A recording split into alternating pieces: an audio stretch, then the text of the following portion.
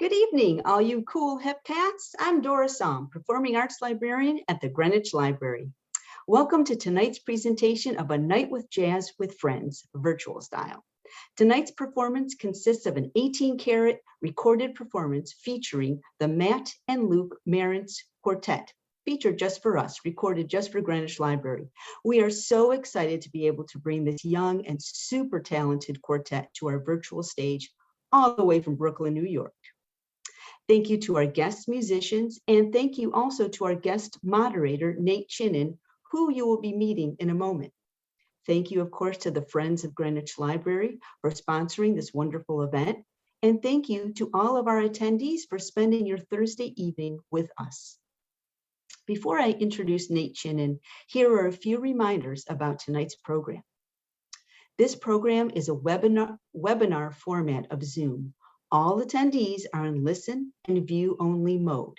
We can't see or hear the attendees, and attendees cannot see or hear each other. So sit back and relax and enjoy. This program will run about an hour in length.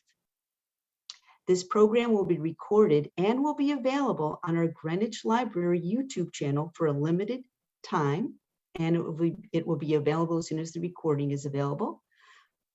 Following the jazz concert, we will have a lively and fascinating talkback with Matt and Luke Marantz and jazz writer and reviewer Nate Chinen. So please stay. It's going to be the cat's meow. But first, let me introduce our very special guest and our special moderator, Nate Chinen. Nate has been writing about jazz for more than 20 years. He spent a dozen of them working as a critic for the New York Times and helmed a long-running column for Jazz Times. As director of editorial content at WBGO, Chinen works with a multi-platform program, Jazz Night in America, and contributes a range of coverage to NPR Music. He is the author of the 2018 book, Playing Changes, Jazz for the New Century, hailed as one of the best books of the year by NPR, GQ, Billboard, and Jazz Times. It has also been published internationally, translated in Italian and also Spanish. Nate is a 13-time winner of the Helen Dance Robert Palmer Award for Excellence in Writing, presented by the Jazz Journalists Association, and he is also the co-author of the book Myself Among Others, A Life in Music. The 2003 autobiography of festival impresario and producer George Vine, which earned the JJA's award for Best Book About Jazz. Nate's byline has also appeared in a range of national music publications, including Downbeat, Blender, and Vibe. For several years, he was the jazz critic for Weekend America, a radio program syndicated by American Public Media. We're very lucky to have you here. Welcome, Nate. Thank you so much, Dora. What a lovely introduction. And I have to say, I love seeing my book in a library copy. That will never not be exciting to me, to think that you can walk into a library and find it on the shelves. I am so happy to be here, and I'm very excited about the concert that we're about to see. So I first wanted to welcome you all, if you're wherever you're viewing from. The musicians that you are about to hear are truly world-class. Matt Marantz is a saxophonist. His brother Luke is a pianist, and they have been really integral to the scene in New York and beyond for well over a decade. They have played with so many of our leading musicians, and they have also collaborated with each other, playing on each other's albums, and creating music that has that brotherly vibe. We'll talk about that a little later. In this performance, they will be joined by a really terrific rhythm section, Rick Rosato on bass and Allan Mednard on drums. And, you know, we're in this strange time, this strange moment in time when, you know, we still mostly are not going into the clubs. Things are just beginning to change. And so I want to say that while this is not a live in the moment performance, it is as close as you can possibly get. It was recorded just over a week ago in the Marantz Basement in Kensington, Brooklyn, and that is the very space that they are in now. They will be joining me for a conversation immediately after the music that will be live. So I'll conclude, and I think I can speak for the musicians when I quote Bill Frisell, the great guitarist, from a record that I'm sure we all love. And here's the quote: "I can't see you, but I feel you." So with that said, thank you for joining us. Please enjoy this music, and I'll see you very shortly. Hi, everyone. I'm Luke Marantz. And I'm Matt Marantz. We're very excited to present an evening of original compositions written by the both of us for our quartet. Our quartet includes Rick Rosato on bass, Allan Mednard on drums, my brother Luke on piano, and myself on saxophone. We know this has been a very challenging year for all of us, and I know that one of the things that's really sustained my brother and I throughout the course of this last year has been the opportunities, albeit fewer and further between than they once were, the opportunities to play music with our friends. So we really appreciate the Friends of the Greenwich Library for having us this evening and giving us this opportunity to do so, and we hope that you enjoy listening to the music as much as we enjoyed playing and recording it for you. The first song we're going to play tonight is called Tidal, and I mean tidal as in the ocean, and this composition is about the power of the ocean, and we hope you enjoy it.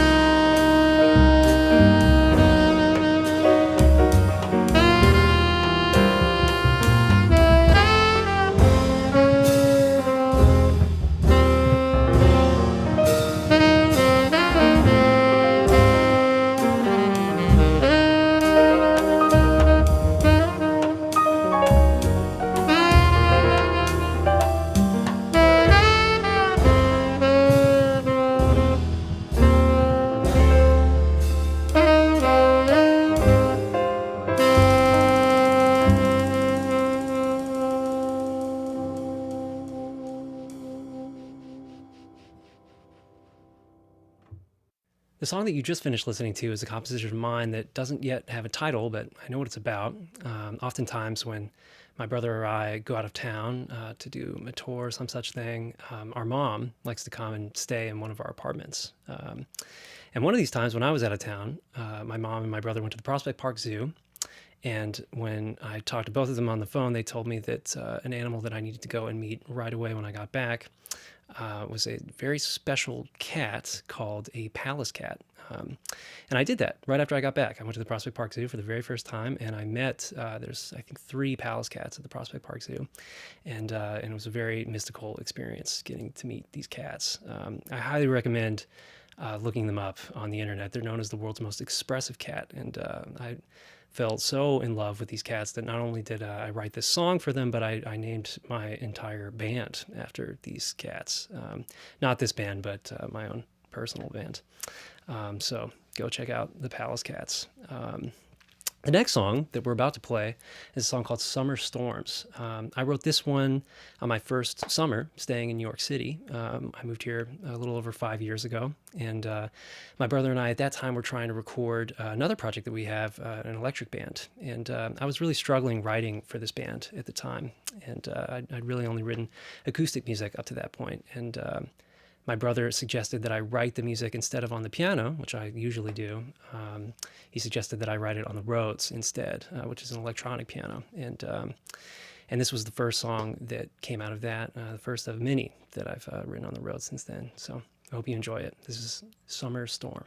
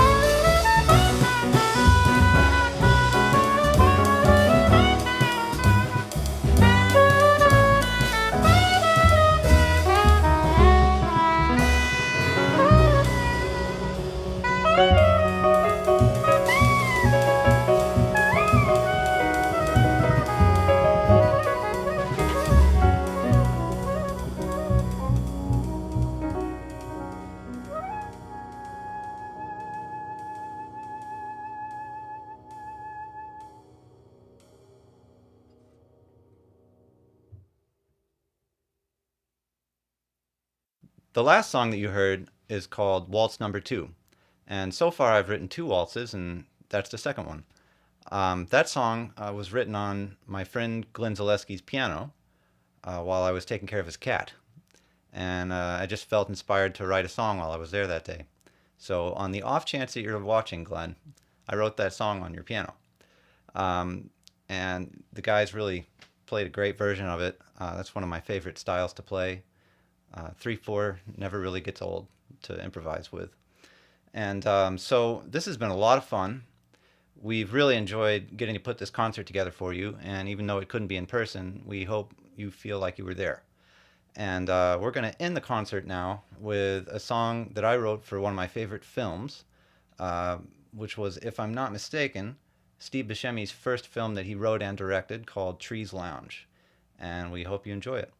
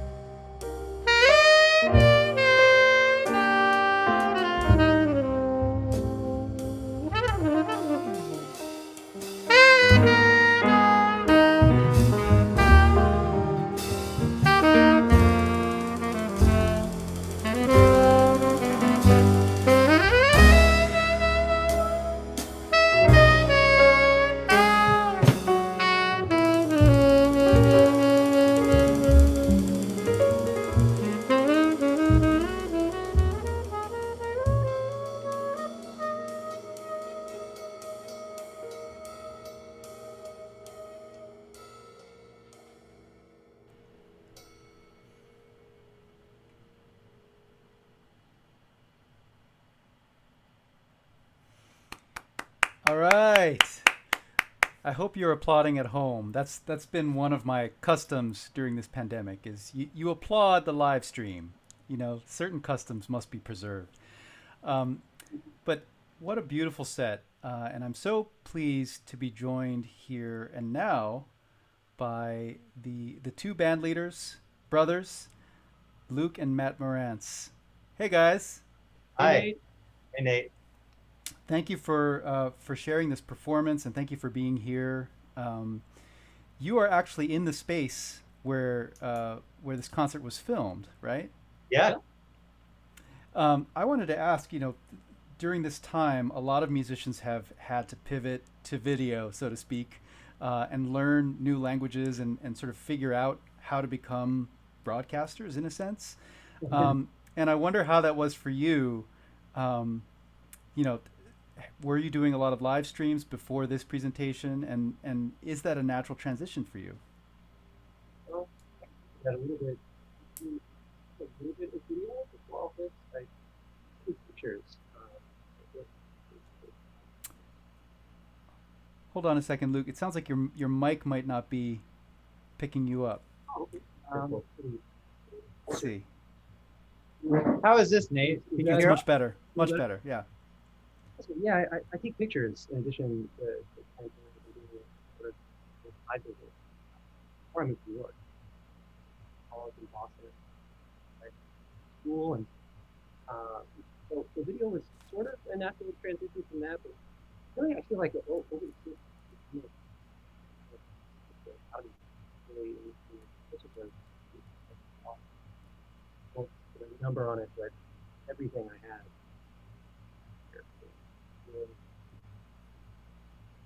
Everything. So the video thing was sort of I started just doing it to friends. It turned into the reason to basically support myself doing other people. This is actually the first opportunity that I've had to do it for us. So yeah, exciting moment. You know, I was going to put in a little plug for your Instagram feed and your website, which is photoluke.com. And it's funny because I have been seeing your byline on various press photos and other images for a while, and I actually would think to myself, is that the same guy who plays, you know? So then I figured out, oh, this you know, this is more than just a side gig. Like this is your photographic practice is a really integral part of who you are. Yeah, I mean, I feel like it definitely is before I need it. I mean, oh, sorry. Can you guys hear me better now? It is better now, yeah. Oh, yeah, I feel like the visual element is definitely I have one record out in my own.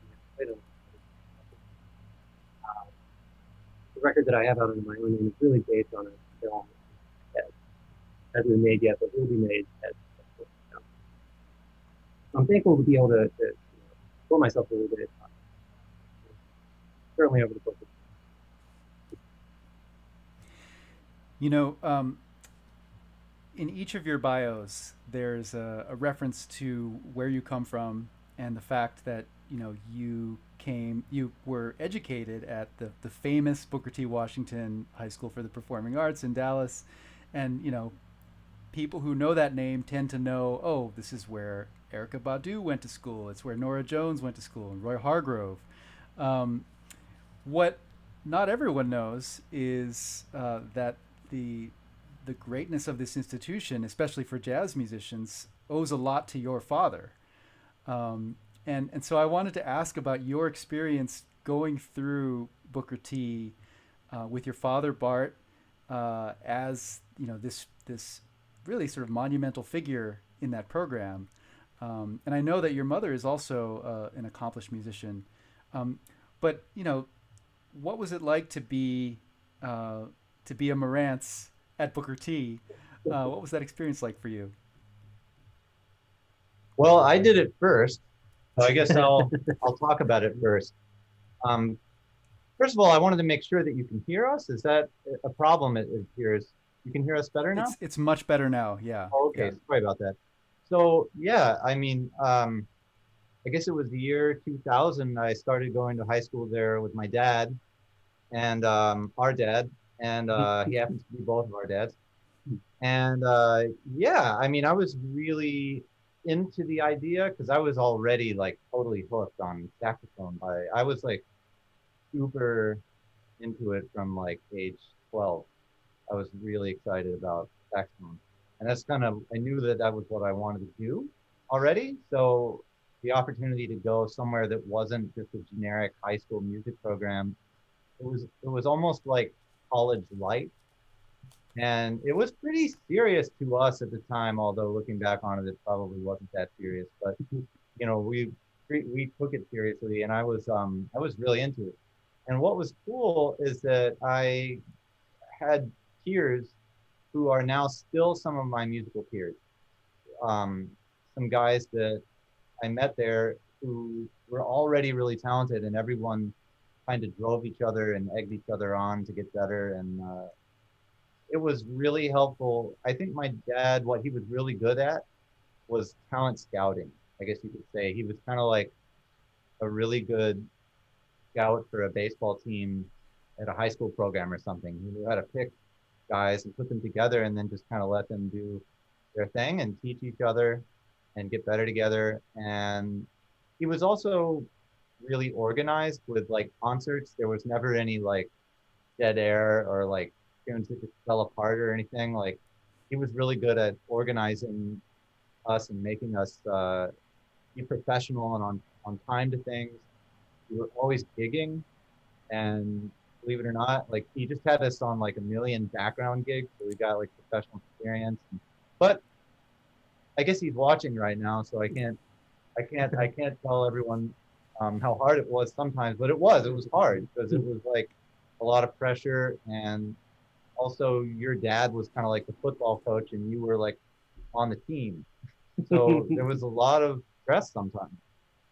So yeah, it wasn't super easy, but then there was a lot of cool things about it too. Like Roy Hargrove came back at least once while I was in high school and played a concert in our band hall just for us, like no special reason. I think it was around the time that our H Factor was becoming a thing, and they were like rehearsing and kicking off a tour from Dallas or something. And he came and took the band to our school and just played for us. And it was like one of the first incarnations of the RH Factor. We just got to see it live. And he was like talking to my dad about, you know, trumpet gear and stuff. And like, I just thought it was so cool. And then he let us play with him. And I've never shaken that much before or since. Like I was so nervous that he was a great player, you know, because of the history of the school and everything. So it was really cool, but you know, it had challenges too. But maybe Luke has his own perspective too. Sure. I mean, I think that certainly just the opportunity to go into work every day, our dad is a really special thing. I feel like I have the perspective on my dad and the relationship with my dad to another dad. That every day was coming in. Also, Hey Luke, could you lean in? For some reason, Matt sounded so much better. So like, just lean a little bit more closer in. Thank you. we were on an A and B day schedule. Class one day, and then next day the only class that I have was our dad's number. Dad. So we spent a lot of time with him. And like Matt was saying, he took us out not only playing gigs in the city, but he always organized things like the Jazz Festival or the IJE conference or all sorts of different things. So we got a lot of experience and got a lot of time there. And the other thing that he was really great at, in addition to organize and being a great talent scout, at least for me, I think my dad is kind of the greatest motivator rather than that. And unlike Matt, who got to high school and was already sounded like art scene, I wasn't really sure what I wanted to do yet when I got to art. I was doing a little bit of piano, but I was also doing saxophone, singing, and I was doing visual art at the time, and playing baseball and doing all sorts of things. It was really at Arts Magnet where I found myself kind of sort of able to talent. I was for that place, and yeah, it's certainly going to be here right now. So I wanted to ask, building on that, this is an odd question, but the two of you have worked really widely as sidemen, and you've released your own albums, and you've had sort of a really well-rounded musical experience, each of you. And I wonder if you flash back to that time when you were a teenager, going through that rigorous training program, like what is one surprising thing, one little like piece of information you wish you had back then about how the scene really is, or how life in this music really is? I just think it would have probably been a little easier to know how hard it was going to be. That's probably like a dichotomy, but I can't say that this has been easy for me. So I guess maybe I wish I would have known that. I don't think it would have deterred me though from wanting to be a musician, because at the end of the day, everything that I do is all geared towards doing what you saw us do on the video. And that's sort of sadly not really what I get a chance to do very often because of the way life just is. I wind up having to do a lot of other things to try and make a living. There's a lot of great sax players. But at the end of the day, this is like all I want to do at any time. So whatever it takes to get there, that's what I'm gonna, put my head down and do to make it work. And now having this space that we have, this is a brand new thing for us. My apartment before was just like a room that both of us could barely fit into. Now we have this space to record and play in addition to where we live. It's really looking up. But I guess, yeah, and just to be a little more conscious of how, jazz has changed a lot. Now, instead of getting taken under some great Art Blakey or someone's wing, Miles Davis or whatever, now there's schools. I mean, that's just the way it is. So you meet, I met Marcus Gilmore and Gerald Clayton and all these great musicians of my kind of generation through school programs, jazz camps. I think was the first time I ever met Marcus. And those are like, still some of my heroes. We happen to be the same age. But, I think in that light, to answer your question, I wish I would have taken some of those experiences that, looking back on it now, were pretty formative, a little bit more like maybe paid attention a little bit more closely. I mean, I always was, but looking back on some of the things that I got to do while I was in school at places like the Monk Institute, I wish I had both recorded and maybe written down a few more things that John Schofields and Ron Carter's that came to teach us. I mean, that was almost like getting to play with some of those guys. I'm sure that we maybe even got to learn more because they were there to teach us. But that was as close as I got to like coming up in a band playing with masters, was the education world, which is just the way it is now. That's kind of what happens for like 95% of us. So yeah, but I still feel happy about the way things have turned out, and there's a lot left to get to. So I'm looking forward to the future, man, more than that. Yeah, and I guess for me, I'll answer that briefly.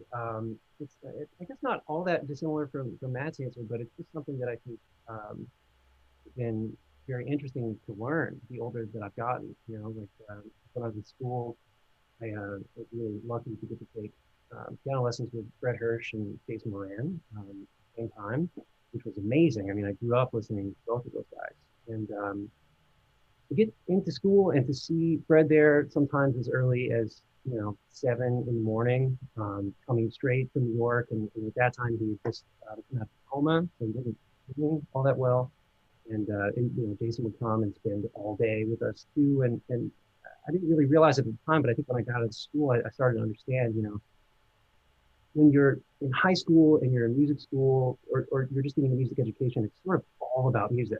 And then you get out into the real world and you realize there's just all of this other stuff that actually ultimately music is really about. It's about being alive and living in the world and experiencing, expressing those things. And I think, probably is true for both of us. I mean, I just spent so much time in the practice room, you know, and I wasn't thinking about that stuff. And then when I got out of school and I had to start, you know, paying bills and figuring out how to, you know, make that work with music, it was something that I didn't really understand. But now I see that all of these guys, even my heroes, are going to NEC to teach at, you know, 7 in the morning, straight from New York after having played at the Vanguard the night before, whatever. It's not, no one just does music all the time anymore, I don't think.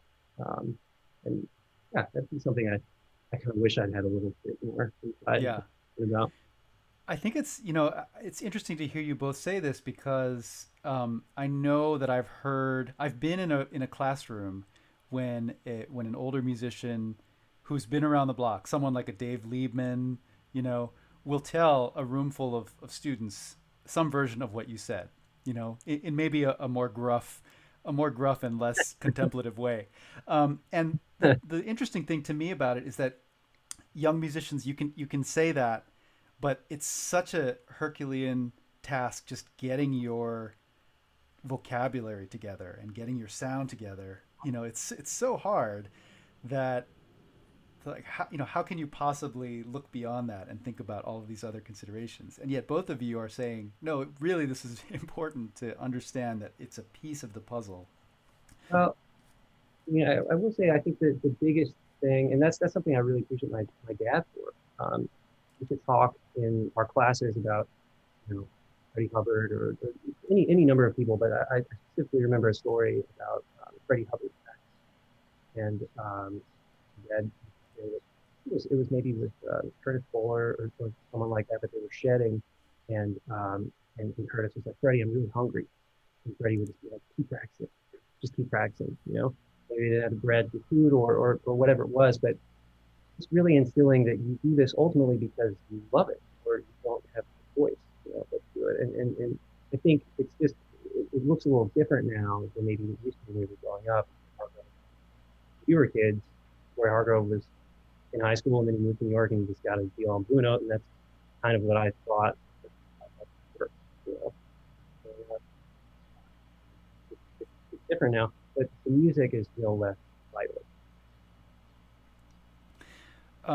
I want to ask about the music for a moment because there's the two of you have such a beautiful, you know, just a beautiful, clear, and deep rapport, you know, in the performance we just saw, and I wanted to ask whether, I guess it's a two-part question. First of all, did you grow up playing together? Was that something that you had access to back then, and then is it a more recent development in this space that you have now that you know, and also tours have been frozen for over a year. Like, have you been connecting on a deeper level recently, just by circumstance? Definitely, yeah. I don't think always through music, sometimes through like NBA Live on PlayStation. But no, I mean, we grew up doing everything together. We were siblings and we have no other siblings. So we were, you know, we did everything from the time that Luke was born, because he's younger than me, you know, we've done everything, gone through everything together. And then I would say, you know, definitely while Luke was going to school in Boston and I was up here, we got a lot closer and we began to play a lot together, not only with our own project.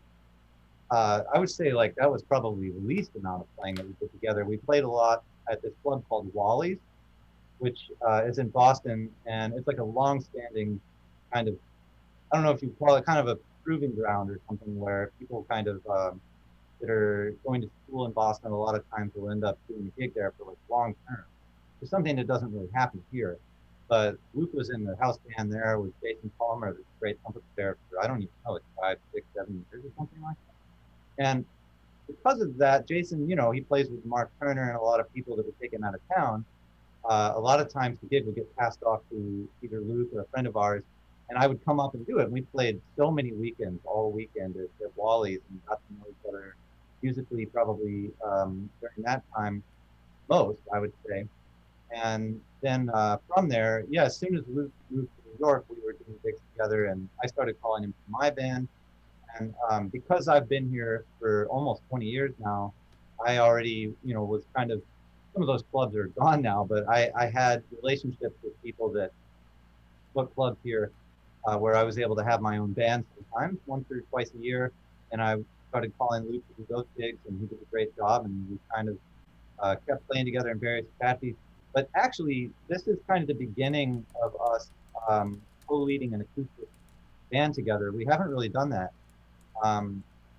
not for any particular reason, but now it's something that we're focusing on.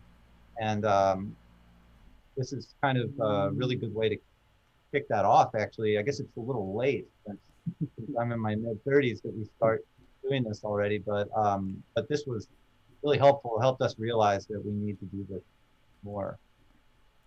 You mentioned the rarity of the sort of acoustic jazz vibe. I wanted to just shout out, we won't talk about it here, but I wanted to shout out that last month the two of you released a 2-song EP digitally called Eidolon Volume 1. And if you enjoyed that set and you're watching now and you want to hear a different side of these two guys, check this out, because Luke wrote the tunes. He plays Fender Rhodes, and Matt plays tenor and iwi, which is an electronic wind instrument. It's basically like a mouth synthesizer. Yeah, I've heard it called that. Very cool couple of tunes. We are wrapping up, but I wanted to ask you, we're in this moment now where the Blue Note is reopening next week. The Jazz Gallery has announced that it's reopening in July. We're beginning to see a tentative, gradual return to the scene in New York and elsewhere. And so it's this transitional moment. And I wonder what the two of you are excited about as we, move into this next phase. What are you looking forward to? Yeah, there's a handful of things. I guess personally, well, I think this is the case for both of us. We're just sitting on a lot of music. We both recorded a lot of stuff. I mean, we just got this basement space together, but we actually had pretty much all this gear in another studio where we were recording all sorts of things. We recorded another one of those electric records. I recorded solo music for a trio record, and I know that that's the case for a lot of my friends. A lot of our peers have. I'm really excited about all the music that's about to happen. That's one thing, and I think number two, and probably the most important of all, is just the thing. I mean, the reason ultimately that I moved here, outside of maybe the biggest reason, is actually just because Matt lives here, but really it's just for the scene this year. I mean, it's just